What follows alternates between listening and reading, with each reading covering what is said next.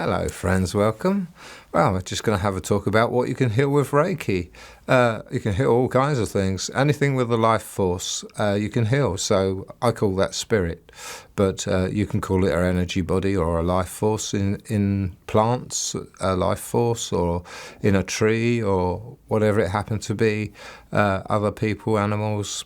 You can heal them all. And animals love healing. They really enjoy it. Most animals. They're very much more psychically and spiritually aware than what we are, most animals, because they rely on their sixth senses more. But yeah, you can heal them, and often they don't like being touched on the head to start off with. You've got to be either familiar with them to do that, or just maybe best to do it on the neck and just get friendly with them. And when they've had enough, they get up and walk off quite often. But some will just lay there and enjoy it, and they really are sensitive to the energy. Because they haven't got all the hang-ups humans have got, or some of them anyway. And yeah, so yeah, you can heal people and a variety of conditions, because it heals physically, mentally, emotionally, and energetically or spiritually. So it's a holistic treatment that heals the whole being as a whole. And when we heal, although we are healing the person with those energies that are channeling through us, and it does take bad stuff away, negative energies and stuff. And people can experience, things coming out of their mind in big lumps of stuff, of dark stuff sometimes, or, pains get worse. So it makes things more prevalent sometimes as you're healing. If you're healing somebody with a really bad hip or something, they say, oh, it got so painful when you were, healing it. And it's the pain of drawing it out, the negative energy, which is stagnant energy, out of that hip. And they do experience more pain while you're doing it. And it can be painful a bit the next day, because they're having a healing release, whether it's coming free and it's leaving.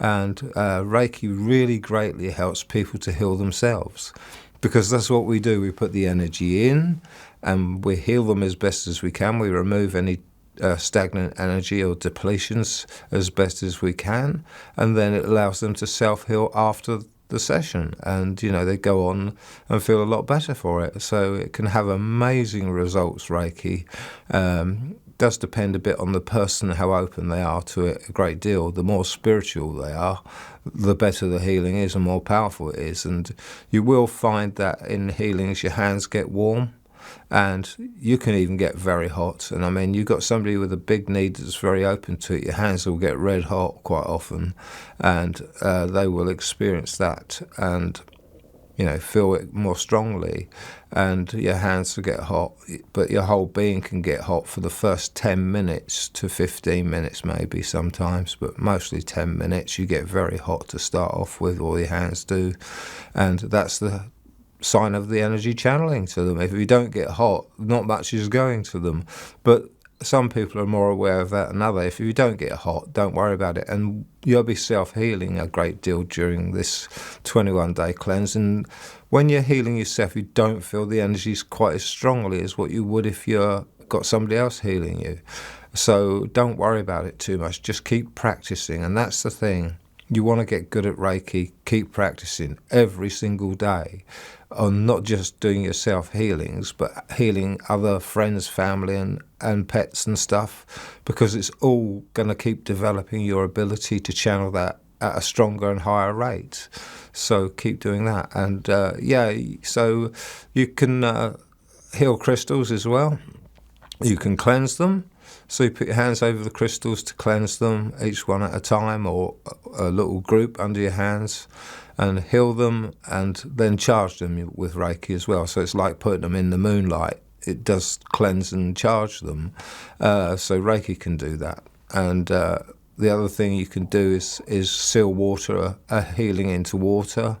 You can just put your hands around a jug of water or a cup of water, and you can send Reiki into it, and it actually seals into it and heals the water. So great if you've got a client, to give them a glass of healed water, because that'll go around their whole body and help heal them in that way too.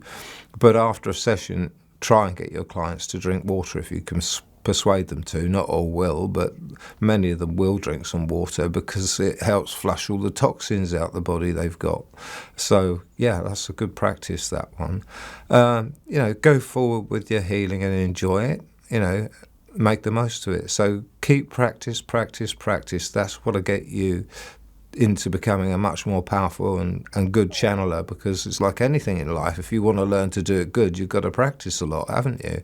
So, yeah, as many times as you can a day. And the thing is with Reiki, no matter how much if you put it into a person, they can never have too much of it because it naturally tapers off and stops flowing once they've had enough. That's why I said if you put your hands on that area with a need, your hands will get very hot. And then after a few minutes, once enough's been received, your hands will cool down. You feel the flow of energy through you slowing down because it's had enough. And then you move on to the next place and it heats up again. So it's great. And it's wonderful, Reiki. And you can never have too much of it. Out in Japan, they gave people 6 or 7 healings a day for 2 hours at a time. But mostly our sessions are like 30 minutes to an hour these days. But it works as it works, and it's great for distant healing too. You can send at any distance to anybody here. You can also help spirit that are just passing or crossing over into the next life to make the transition easier for them, because it's a upheaval for them leaving this plane. They can remain here for quite a time afterwards, but it's quite an upheaval going into the spirit realm. But all their loved ones and spirit guides and that come to greet them and welcome them over, because it's a bit of a celebration for them because they get to see their loved ones again. So, it can be a really nice thing in transition, and it's just like walking through a door into the new life, and that's it. But what you're open to is up to you, and that's fair enough. So there was a group of healers that had a loaf of bread that was pretty much going stale, and there was about 5 or 6 of them. They stood round it and they all sent healing to it for about 15 to 20 minutes, and they then tried the bread afterwards, and it healed the freshness back in it because it was healing the molecules and life. There was like microscopic life and different things in it. It just sent the healing out to the bread, and the bread actually got quite fresh again. Maybe not perfect, but it was good enough.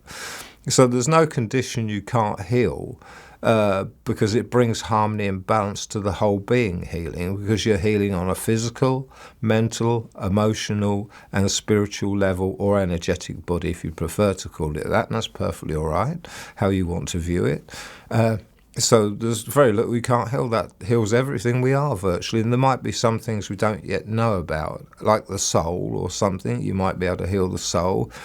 Also some sort of karmic problems and different things like this you can help as well. So there's loads and loads and loads of applications for Reiki that it can help people in their daily lives.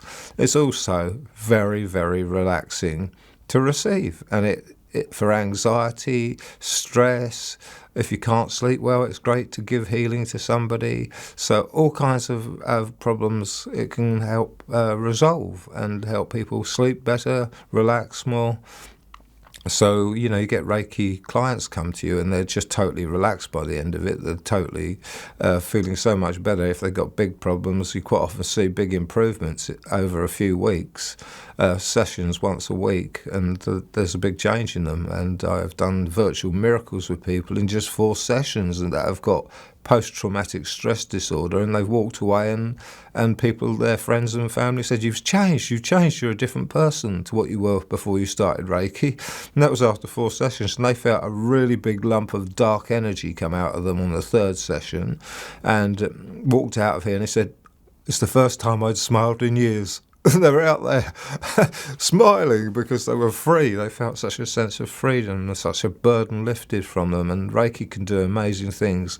And I have done 3 little miracles with it. Well, 1 quite big one, in fact, because I helped somebody with incurable disease, osteoporosis, which is incurable, and they're cured, and they've been like it for 7 months now.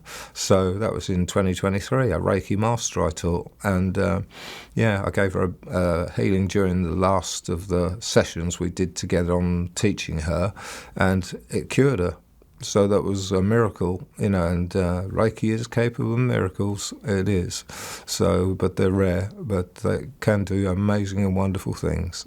So go forward, keep practicing, and you can heal just about any condition that a person's got. It'll do some good. You can boost the immune system. You can do all kinds of things with it through intent to help that. But don't just focus on one thing, because you're stopping it going holistically then, aren't you? You've got to let it flow to wherever it wants to go in a person.